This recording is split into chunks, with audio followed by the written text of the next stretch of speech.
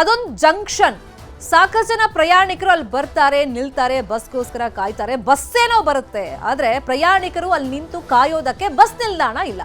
ಬಿಸಿಲು ಮಳೆ ಏನೇ ಇರಲಿ ರಸ್ತೆಯಲ್ಲೇ ಬಸ್ಗೋಸ್ಕರ ಕಾಯ್ಬೇಕು. ವಿಜಯಪುರ ಜಿಲ್ಲೆಯ ಹೊರ್ತಿ ಗ್ರಾಮದಲ್ಲಿ ಪ್ರಯಾಣಿಕರ ಸಂಕಷ್ಟ ಇದು. ಸುಮಾರು 20,000 ಜನಸಂಖ್ಯೆಯನ್ನ ಹೊಂದಿದೆ ಈ ಹೊರ್ತಿ ಗ್ರಾಮ. ಸಾಕಷ್ಟು ಬಸ್ಗಳೇನೋ ಬರುತ್ತೆ, ಬಸ್ಸಿಗೆ ಸಮಸ್ಯೆ ಇಲ್ಲ, ನಿಲ್ದಾಣದ್ದೇ ಸಮಸ್ಯೆ, ಜಾಗನೂ ಇದೆ, ಆದ್ರೆ ಬಸ್ ನಿಲ್ದಾಣ ಮಾಡಿಲ್ಲ. ಇದರಿಂದ ಪ್ರಯಾಣಿಕರಿಗೆ ಬೇಸಿಗೆಗಾಲದಲ್ಲೂ ಕಷ್ಟ, ವಿಪರೀತ ಬಿಸಿಲು ಹೇಳಿ ಕೇಳಿ ಆ ಕಡೆ. ಇನ್ನು ಮಳೆಗಾಲದಲ್ಲಿ ಮಳೆ ಬರುತ್ತೆ, ಅಲ್ಲಿ ನಿಂತ್ಕೊಂಡು ಕಾಯೋದು ಹೆಂಗೆ? ಒಟ್ಟಲ್ಲಿ ನಮಗೆ ಎಲ್ಲ ಸೀಸನ್ನಲ್ಲೂ ಕಷ್ಟ ಆಗ್ತಿದೆ, ಒಂದು ಬಸ್ ನಿಲ್ದಾಣ ಮಾಡಿಕೊಡಿ ಆ ಜಂಕ್ಷನ್ ಅಲ್ಲಿ ಅಂತ ಜನ ಕೇಳ್ತಾ ಇದ್ದಾರೆ. ಹೆಚ್ಚು ಕಮ್ಮಿ ಒಂದು 20,000 ಜನಸಂಖ್ಯೆ ಹೊಂದಿದೆ ಈ ಗ್ರಾಮ. ಹಾಗಾದ್ರೆ ಅಲ್ಲಿ ಏನ್ ಸಮಸ್ಯೆ ಆಗ್ತಿದೆ? ಅಲ್ಲಿ ಜಾಗ ಇದ್ರೂ ಕೂಡ ಬಸ್ ನಿಲ್ದಾಣ ಯಾಕಾಗಿಲ್ಲ? ಪ್ರಯಾಣಿಕರು ಯಾವ ತರ ಸಂಕಷ್ಟವನ್ನ ಅನುಭವಿಸ್ತಾ ಇದ್ದಾರೆ ಆ ಬಗ್ಗೆ ಒಂದು ವರದಿ ಇದೆ, ನೋಡ. ಬಸ್ ಸ್ಟ್ಯಾಂಡ್ ಇಲ್ರಿ, ಇಲ್ಲಿ ಬಂದಂತರ ಸರಿಯಾದ ಶೌಚಾಲಯ ವ್ಯವಸ್ಥೆ ಇಲ್ಲ. ಒಂದೊಂದು ಸ್ಕೂಲ್ದಾಗ 1600-2000 ಮಕ್ಕಳು ಅದಾವ. ಮೆಟ್ಲೆ ಮಾಡಿದ್ರು ಇಲ್ಲ, ಪಾರ್ಕಿಂಗ್ ವ್ಯವಸ್ಥೆ ಇಲ್ಲ, ಶೌಚಾಲಯ ವ್ಯವಸ್ಥೆ ಇಲ್ಲ. ಸಾರ್ವಜನಿಕರು ಬಿಸಿಲಾಗ ನಿಂತು ಹೋಗ್ಬೇಕು. ಬಿಸಿಲು ಮಳೆ ಏನೇ ಇರಲಿ ರಸ್ತೆಯಲ್ಲೇ ಬಸ್ಗಾಗಿ ಕಾಯ್ಬೇಕು. ಇದು ವಿಜಯಪುರದ ಹೊರ್ತಿ ಗ್ರಾಮದ ಬಸ್ ಪ್ರಯಾಣಿಕರ ಸಂಕಷ್ಟ. ಸುಮಾರು 20,000 ಜನಸಂಖ್ಯೆ ಹೊಂದಿರುವ ಹೊರ್ತಿ ಗ್ರಾಮದಲ್ಲಿ ಹಲವಾರು ವರ್ಷಗಳಿಂದ ಬಸ್ ನಿಲ್ದಾಣ ಇಲ್ಲ. ಸುತ್ತಮುತ್ತಲಿನ 20 ಹಳ್ಳಿಗೂ ಹೊರ್ತಿ ಪಟ್ಟಣದ ಸೆಂಟರ್ ಪಾಯಿಂಟ್ ಆಗಿದೆ. ಆದ್ರೆ ಇಲ್ಲಿ ಬಸ್ ನಿಲ್ದಾಣವೇ ಇಲ್ಲದೆ ಮಹಿಳೆಯರು, ಮಕ್ಕಳು ರಸ್ತೆ ಪಕ್ಕದಲ್ಲೇ ಬಸ್ಗಾಗಿ ಕಾಯುವಂತಾಗಿದೆ.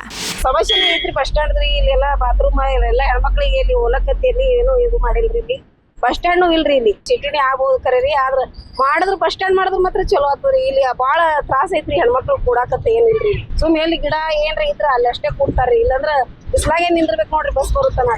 ಈ ಹೊರ್ತಿ ಗ್ರಾಮದಲ್ಲಿ ಮುಖ್ಯವಾಗಿ ಬಸ್ ನಿಲ್ದಾಣ ಇಲ್ರಿ. ಇದೀಗ ತಾನೇ ನೀವು ನೋಡ್ರಿ ಹೆಣ್ಮಕ್ಳು ಯಾವ ರೀತಿ ಪರದಾಡ್ತಾರ ಬಸ್ಸಿಗೆ ಹೋಗ್ಲಿಕ್ಕ. ಇದು ಒಂದು ರೂಟಿನ ಕಥೆ ಆಗಿದೆ.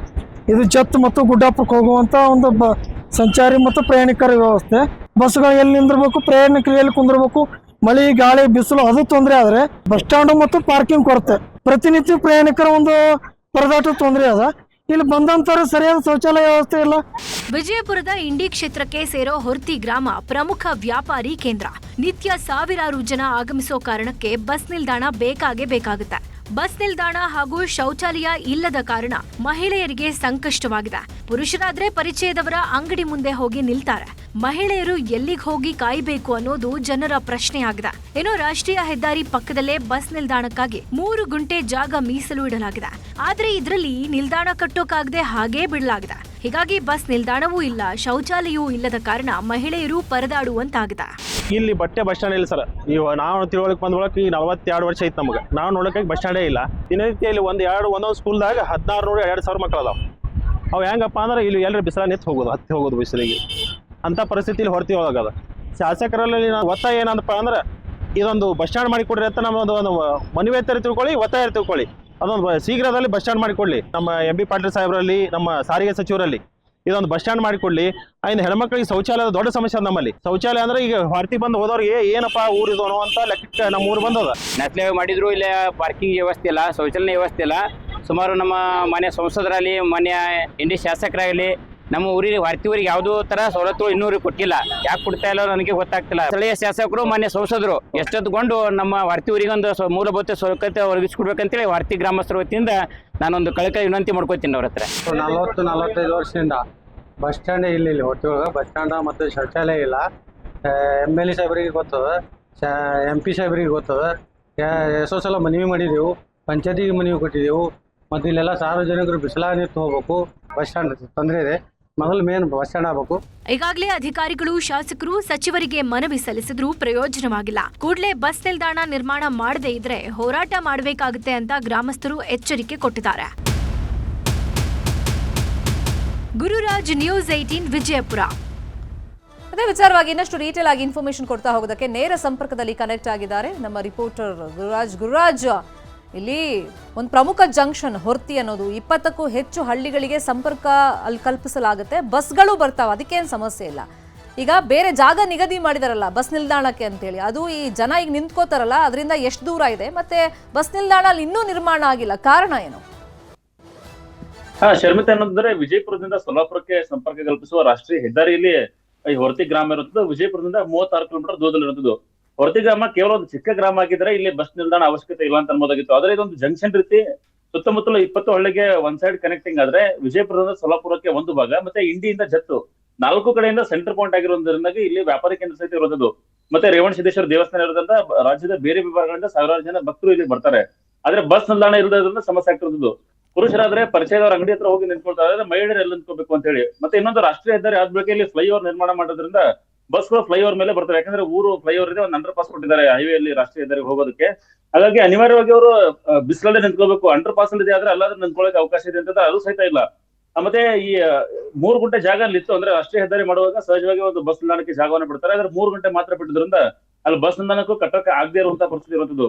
ಅದಕ್ಕೆ ಅವರು ಶಾಸಕರಿಗೆ ಮತ್ತೆ ಸಂಸದರಿಗೆ ಮನವಿಯನ್ನ ಮಾಡ್ತಾ ಇದ್ದಾರೆ. ಯಾಕಂದ್ರೆ ರಾಷ್ಟ್ರೀಯ ಹೆದ್ದಾರಿ ಪಕ್ಕದಲ್ಲೇ ಇರೋದ್ರಿಂದ ಸಂಸದರಿಗೂ ಈ ಕ್ಷೇತ್ರ ಅನ್ವಯ ಆಗೋ ಕಾರಣದಿಂದಾಗಿ ಒಂದು ಶಾಸಕರ ಕ್ಷೇತ್ರದಲ್ಲಾದ್ರೂ ಫ್ಲೈಓವರ್ ಮೇಲಾದ್ರೂ ಮಾಡ್ಕೊಡಿ, ಅಥವಾ ನಮ್ಗೆ ಸಂಸದರ ಕ್ಷೇತ್ರದಲ್ಲಿ ರಾಷ್ಟ್ರೀಯ ಹೆದ್ದಾರಿ ಪಕ್ಕದಲ್ಲಾದ್ರೂ ಮಾಡ್ಕೊಡಿ ಅಂತ ಹೇಳಿ ಅವ್ರು ಮನವಿಯನ್ನ ಮಾಡ್ತಾ ಇದ್ದಾರೆ. ಸುಮಾರು 20,000 ಜನಸಂಖ್ಯೆ ಇದು ಒಂದೇ ಗ್ರಾಮ ಹೊಂದಿದ್ರೆ ಸುಮಾರು 20 ರಿಂದ 25 ಹಳ್ಳಿಗಳು ಸುತ್ತಮುತ್ತಲು ತೋಟ ವಸತಿ ಸೇರಿದಂತೆ ಸುಮಾರು 20 ರಿಂದ 25 ಹಳ್ಳಿಗಳು ಇದಕ್ಕೆ ಅಪ್ಲೈ ಆಗ್ತವೆ. ಅವು ಸಹಿತ ಇದು ಸೆಂಟರ್ ಪಾಯಿಂಟ್ ಅಂದ್ರೆ ಯಾವುದೇ ಒಂದು ಭಾಗದಿಂದ ಮತ್ತೊಂದು ಭಾಗ ಹೋಗ್ಬಾರ್ದು, ಇಲ್ಲಿ ಬಂದು ಇಳ್ಕೊಂಡೇ ಹೋಗ್ಬೇಕು. ಈಗ ವಿಜಯಪುರದಿಂದ ಸೊಲ್ಲಾಪುರಕ್ಕೆ ಹೋಗುವಂತ ಬಸ್ಗಳು ಹೊರತಿರ್ಲಿ ಅಲ್ಲಿಂದ ಜಲ ಇಳ್ಕೊಂಡು ಚಡ್ಚನ ಸೇರಿದಂತೆ ಬೇರೆ ವಿಭಾಗಕ್ಕೆ ಹೋಗ್ತಾರೆ. ಹಾಗಾಗಿ ಇದೊಂದು ಕನೆಕ್ಟಿಂಗ್ ಪಾಯಿಂಟ್ ಮತ್ತೆ ಸೆಂಟರ್ ಪಾಯಿಂಟ್ ಆಗಿರೋದ್ರಿಂದ ಇಲ್ಲಿ ಬಸ್ ನಿಲ್ದಾಣ ಬೇಕೇ ಬೇಕು ಅಂತ ಹೇಳಿ ಅವ್ರು ಮನವಿಯನ್ನ ಮಾಡ್ತಾ ಇದ್ದಾರೆ.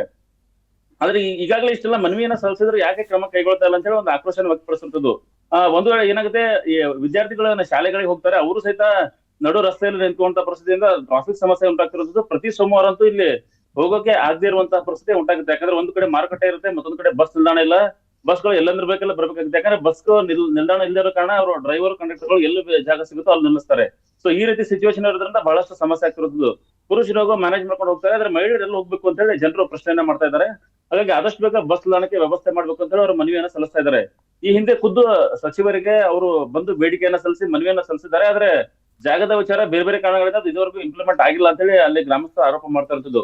ಸೊ ಹಾಗಾಗಿ ಹಿರಿಯ ಅಧಿಕಾರಿಗಳು ಇದನ್ನ ಖುದ್ದಾಗಿ ಪರಿಶೀಲನೆ ಮಾಡಿ ಆದಷ್ಟು ಬೇಗ ಇದಕ್ಕೊಂದು ವ್ಯವಸ್ಥೆನ ಅಲ್ಲ ಮಾಡ್ಕೊಳ್ಬೇಕು ಅಂತ ಗುರುರಾಜ್, ಈಗ ಹೇಳಿ. ಈಗ ಇರೋ ದೃಶ್ಯದಲ್ಲಿ ನಾವು ನೋಡ್ತಾ ಇದೀವಿ, ನೀವು ಹೇಳ್ದಂಗೆ ಅಲ್ಲಿ ಫ್ಲೈಓವರ್ ಮೇಲೆ ಬಸ್ ಬರ್ತಾ ಇದೆ, ಅಲ್ಲಿ ಬಸ್ ಹೋಗೋಷ್ಟೇ ಜಾಗ ಇದೆ, ಮತ್ತೆ ಇನ್ನೊಂದು ವೆಹಿಕಲ್ ಅಲ್ಲಿ ಪಾಸ್ ಆಗಕ್ಕೂ ಆಗಲ್ಲ. ಇನ್ಫ್ಯಾಕ್ಟ್ ಕಾರ್ ಕೂಡ ಪಾಸ್ ಆಗಕ್ಕಾಗಲ್ಲ ಬಸ್ ಅಲ್ಲಿ ನಿಲ್ಸಿದ್ರೆ. ಮತ್ತೆ ಎಲ್ಲಾ ಬಸ್ಗಳು ಅಲ್ಲಿ ನಿಲ್ಲಿಸ್ತವೆ ಪ್ರಯಾಣಿಕರಿಗೋಸ್ಕರ. ಹಾಗಾಗಿ ಇತರೆ ವಾಹನ ಸವಾರಿ ಇದರಿಂದ ಯಾವ ತರ ಸಂಕಷ್ಟ ಆಗುತ್ತೆ, ಕಿರಿಕಿರಿ ಆಗ್ತಾ ಇದೆ. ಶರ್ಮಿತಾ, ಹೌದು, ಒಂದು ಬಸ್ ನಿಲ್ದಾಣ ಇಲ್ಲದೆ ಇರೋ ಒಂದೇ ಒಂದು ಕಾರಣದಿಂದಾಗಿ ಇಲ್ಲಿ ಬೇರೆ ಬೇರೆ ಅದಕ್ಕೆ ಆಲ್ಟರ್ನೇಟಿವ್ ಸಮಸ್ಯೆಗಳು ಆಗ್ತಿರುತ್ತದೆ.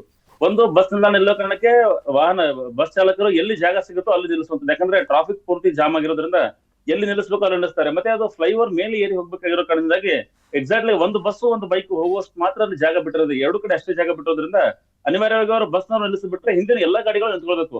ಮತ್ತೆ ಸೋಮವಾರ ಮಾರುಕಟ್ಟೆ ಇರೋದ್ರಿಂದ ಇದೇ ಲೈನ್ ಅಲ್ಲಿ ವ್ಯಾಪಾರಿಗಳು ಕೂತ್ಕೊಂಡಿರ್ತಾರೆ. ಹಾಗಾಗಿ ಈ ಭಾಗಕ್ಕೆ ಯಾಕಾದ್ರೂ ಬರ್ತೇವಪ್ಪ ಅನ್ನುವಂತ ಪರಿಸ್ಥಿತಿ ಇರುವಂತದ್ದು. ಕೇವಲ ಅಂಡರ್ ಪಾಸ್ ಇಂದ ನಾವು ಸೊಲ್ಲಾಪುರ ಭಾಗಕ್ಕೆ ಹೋಗ್ತೇವೆ ಅಂತ ಹೇಳಿದ್ರು ಸಹಿತ ಮೇಲ್ಭಾಗಕ್ಕೆ ಚಡಿಚನ ಸೇರಿದಂತೆ ಬೇರೆ ಬೇರೆ ಹೋಗಕ್ಕೆ ಅಲ್ಲಿ ಮೇಲ್ ಬರ್ಲೇಬೇಕಾಗುತ್ತೆ. ಇದೆಲ್ಲಕ್ಕಿಂತ ಮುಖ್ಯವಾಗಿ ಪೊಲೀಸರು ಈ ಗನ್ ಫೈರಿಂಗ್ ಟ್ರೈನಿಂಗ್ ಕೊಡಕ್ಕೆ ಸಹಿತ ಇದೇ ರೂಟ್ ಇಂದ ಹೋಗ್ಬೇಕಾಗುತ್ತೆ. ಯಾಕಂದ್ರೆ ಅಲ್ಲಿ ಪಾಯಿಂಟ್ ಗಳಿವೆ ಮುಂದೆ. ಹಾಗಾಗಿ ಅಧಿಕಾರಿಗಳು ಸಹಿತ ಈ ಭಾಗದಲ್ಲಿ ಸಂಚಾರ ಮಾಡ್ತಾ ಇದ್ರು ಸಹಿತ ಅದನ್ನ ಕಂಟ್ರೋಲ್ ಮಾಡಕ್ಕೆ ಆಗ್ತಾ ಇಲ್ಲ. ಒಂದು ಸೋಮವಾರ ಮಾತ್ರ ಇಲ್ಲಿ ಮಾರುಕಟ್ಟೆ ಇರೋದ್ರಿಂದಂತೂ ಈ ಭಾಗದಲ್ಲಿ ಸಂಚಾರವೇ ಬೇಡ ಅನ್ನುವಂತ ಪರಿಸ್ಥಿತಿ ಇರುವಂತದ್ದು. ಅದರಲ್ಲೂ ವಿದ್ಯಾರ್ಥಿಗಳು ಹೆಚ್ಚಿನ ಸಂಖ್ಯೆಯಲ್ಲಿ ಬರ್ತಾರೆ. ಯಾಕಂದ್ರೆ ಇದು ಸೆಂಟರ್ ಪಾಯಿಂಟ್ ಆಗಿರೋದ್ರಿಂದ ಮತ್ತೆ 3-4 ಕಾಲೇಜ್ಗಳು ಇಲ್ಲಿ ಇರೋದ್ರಿಂದ, ಯಾಕಂದ್ರೆ ದೊಡ್ಡ ಪಟ್ಟಣ ಆಗಿರೋದ್ರಿಂದ ಇಲ್ಲಿ ಕಾಲೇಜ್ಗಳಿವೆ, ದೇವಸ್ಥಾನಗಳಿವೆ. ಹಾಗಾಗಿ ವಿದ್ಯಾರ್ಥಿಗಳು ಸಹಿತ ಇದೇ ಪರಿಸ್ಥಿತಿ ಇರುವಂತದ್ದು. ಎಲ್ಲೋ ಒಂದ್ ಕಡೆ ಬಸ್ ನಿಲ್ಲಿಸ್ತಾರೆ, ಎಲ್ಲಿ ಜಾಗ ನಿಲ್ಲಿಸ್ತಾರೆ ಅಂತ ಎಕ್ಸಾಕ್ಟ್ಲಿ ಗೊತ್ತಿರಲ್ಲ. ಹಾಗಾಗಿ ವಿದ್ಯಾರ್ಥಿಗಳು ಓಡ್ಕೊಂಡು ಹೋಗಿ ಬಸ್ ಹತ್ತುವಂತ ಪರಿಸ್ಥಿತಿ ಇರುವಂತದ್ದು. ಇನ್ನು ಮಹಿಳೆಯರು ಯಾರಾದ್ರೂ ಅಂಗಡಿ ಮುಂದೆ ಕೂತ್ಕೊಂಡಿರ್ತಾರೆ, ನೆರಳಿದೆ ಅಂತ ಹೇಳಿ ಅಷ್ಟೊತ್ತಿಗೆ ಬಸ್ ಬೇರೆ ಕಡೆ ನಿಂತ್ಕೊಂಡ ತಕ್ಷಣ ಅಲ್ಲಿ ಓಡೋಗಿ ನಿಂತ್ಕೊಳ್ಳುವಂತ ಪರಿಸ್ಥಿತಿ ಇರುವಂತದ್ದು. ಹಾಗಾಗಿ ನಮ್ಗೆ ಬಸ್ ನಿಲ್ದಾಣ ಮಾಡಿಕೊಡಿ ಅಂತ ಹೇಳಿ ಅವರು ಬಹಳಷ್ಟು ಬೇಡಿಕೆ ಇಟ್ಟಿದ್ದಾರೆ. ಹಾಗಾಗಿ ಸಂಬಂಧಪಟ್ಟ ಸಚಿವರು ಇದರ ಬಗ್ಗೆ ಗಮನ ಹರಿಸಿ ಆದಷ್ಟು ಬೇಗ ಇಲ್ಲೊಂದು ಬಸ್ ನಿಲ್ದಾಣ ಮಾಡಿಕೊಡ್ಬೇಕಾಗಿರುವಂತದ್ದು. ಶರ್ಮಿತಾ, ಸರಿ, ಫಾಲೋ ಅಪ್ ಮಾಡೋಣ ಈ ಸುದ್ದಿನ. ಥ್ಯಾಂಕ್ ಯು ಗುರುರಾಜ್, ಈ ಕ್ಷಣದ ಮಾಹಿತಿಯನ್ನು ಕೊಟ್ಟಿದ್ದೀರಿ.